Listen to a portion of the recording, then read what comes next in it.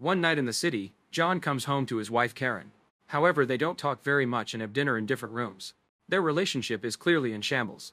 They do sit together to watch the news and learn about an infection that has been quickly spreading. John thinks it's just some big pharmaceutical company trying to cash in and even blames them for the virus, but Karen ignores his theories. When John announces he'll grade some papers before going to bed, Karen tries to say something but decides to leave the talk for tomorrow. The next morning, John hears a plane flying too close, which makes a hole in his roof before it crashes nearby. At that moment, Karen finally wants to talk, but John leaves to investigate the incident. He doesn't hear her say she wants a divorce. Outside, John looks at the plane crashed on the side of a building, causing a big fire. Their neighbors tell John that infected people are biting, so he returns home to tell Karen while they keep hearing sirens outside. They look out the window and discover that infected people have become zombies, who are currently attacking people to feed on.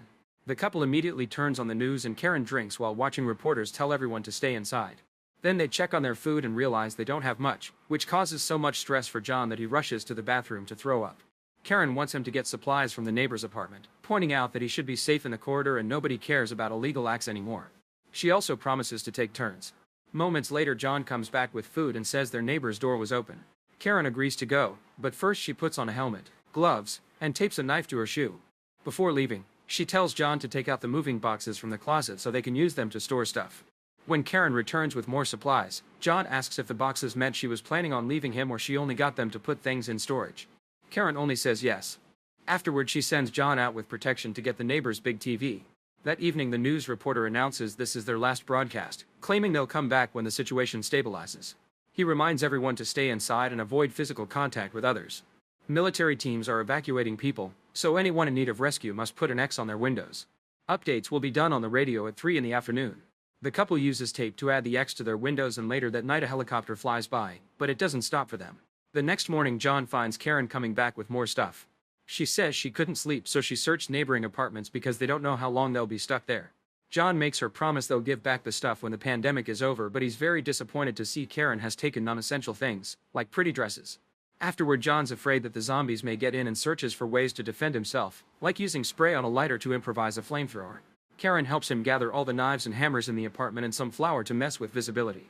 At 3, a government official on the radio announces that there's still no known cause for the pandemic and that only certain parts of the world are affected, promising that they're working hard to keep electricity and water working. Trying to keep themselves busy, the couple plays cards. John thinks things will go back to normal because history shows that humanity always recovers from big events like the Black Plague. However, Karen is annoyed by his constant positive attitude and starts drinking even though it's morning. When John calls her out, Karen points out she's been drinking every day for a year and he hasn't noticed. He follows her to the nursery and they finally discuss the elephant in the room. It turns out their baby daughter died and they haven't been the same since. Karen thinks that soon they'll be gone too, but John assures her that they'll survive this. Determined to be ready in case of an attack, the couple starts exercising, although Karen never stops drinking. One night she hears someone at the door and John wonders if it's the rescue team. When he opens it, a zombie immediately reaches inside and the couple has to push against her to close the door again. That afternoon, the radio announces that a scientist is trying to isolate the virus to develop a vaccine. The stress of not real news is causing lots of stress for the couple, who decides to smoke to deal with it. Normal cigarettes aren't enough, so Karen reveals she has stronger stuff she's stolen from the evidence locker. John freaks out but ends up consuming the happy powder too when Karen calls him a chicken. Karen says she's proud of him before taking out the large collection of illegal substances she's brought from work plus a gun. She also admits that the last few times she and John got dirty were thanks to her spiking the muffins, which makes John want to try more stuff. The couple spends the evening watching VHS movies and drinking. The next day, Karen is startled awake by a shot and something breaking.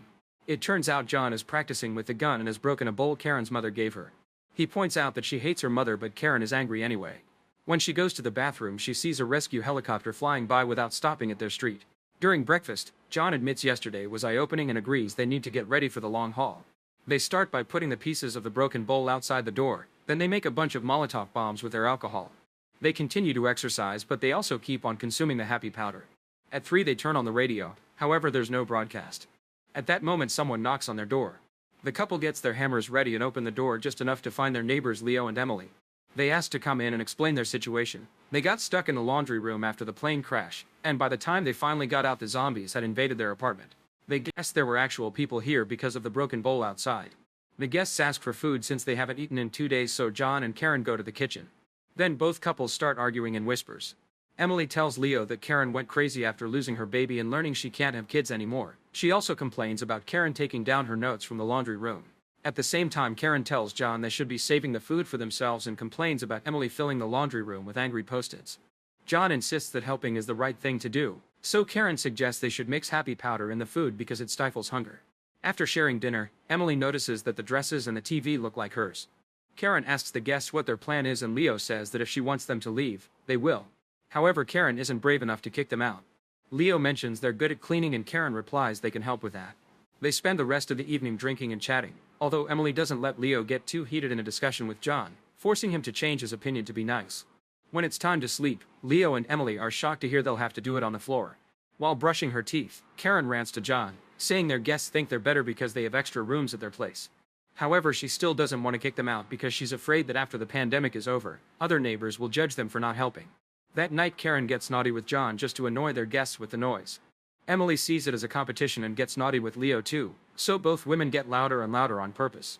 The next morning, Emily stays in the bathroom doing nothing just to make Karen wait. After breakfast, Karen asks the guests to clean up in exchange for being fed. While working, Emily complains about cleaning being degrading. Leo says they should play along and even points out that they could just leave. However, Emily wants revenge, so they agree to overpower John and Karen in their sleep. After they're done cleaning, Leo and Emily notice Karen napping and say they should do it now.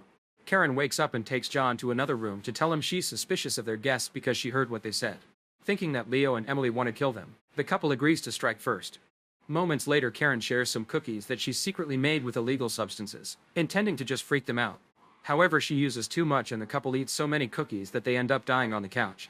Unable to deal with being murderers, John and Karen take some happy powder to relax.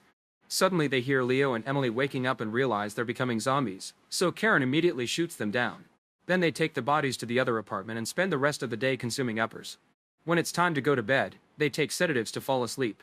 That night they sleep so deeply that they don't hear a rescue helicopter telling survivors to turn on their lights so they can find them. The next morning, Karen says that since any day could be their last, she wants to go out by being herself. They consume more uppers and spend a long time getting naughty.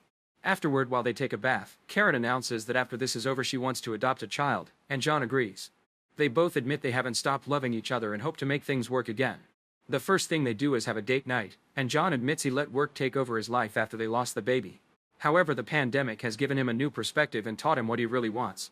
After watching a romantic movie, the couple gets ready to get dirty, but at that moment someone knocks on their door.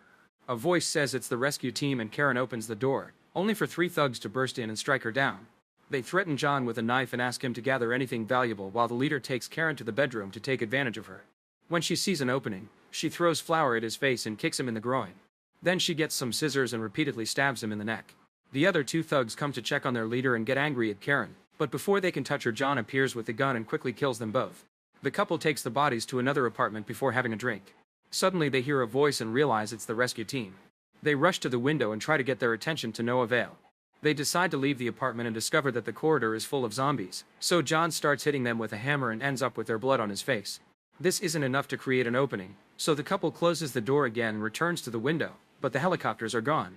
Karen gets nervous because they don't have much food left, so John promises they'll make a plan after they rest.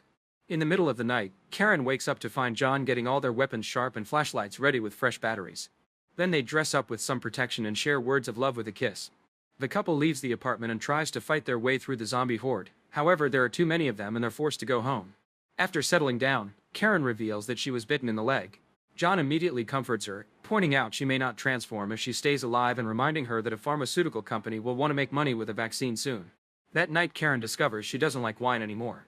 After having a horrible nightmare, Karen wakes up and tries to leave the apartment. When John stops her, she explains she feels a weird hunger that she can't control. John pours his own blood into a glass and Karen quickly drinks it, realizing this does help with her hunger.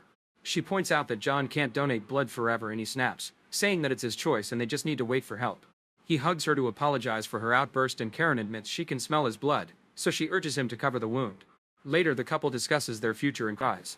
Then Karen takes a bath and considers self-deleting, but she can't do it. John brings her a glass of blood and she desperately drinks it all. That night they get naughty without the need to consume anything first. The next morning, John wakes up to find the bed empty. In the bathroom, there's a letter from Karen thanking him for a great life together. She explains she's been having nightmares about becoming a zombie and wants him to end it, so he needs to go to the nursery. John goes to that room and finds a zombified Karen chained to the wall. A sign hangs on her chest with the words "Love me, kill me." In tears, John tells her more about the future he imagines after the pandemic. After drinking to drown his sorrows, he grabs his gun and gets ready to shoot his wife. Moments later, a group of soldiers enters the apartment because they saw the X on the window. When they enter the nursery, they discover that John and Karen are both zombies and their arms are taped together. The captain calls it love before another soldier reads a new law. Zombies aren't considered citizens, and to maintain the peace, they have the right to shoot them to death. After killing John and Karen, the soldiers leave. Make sure to subscribe and turn on notifications so you can watch more videos like this. Thanks for watching.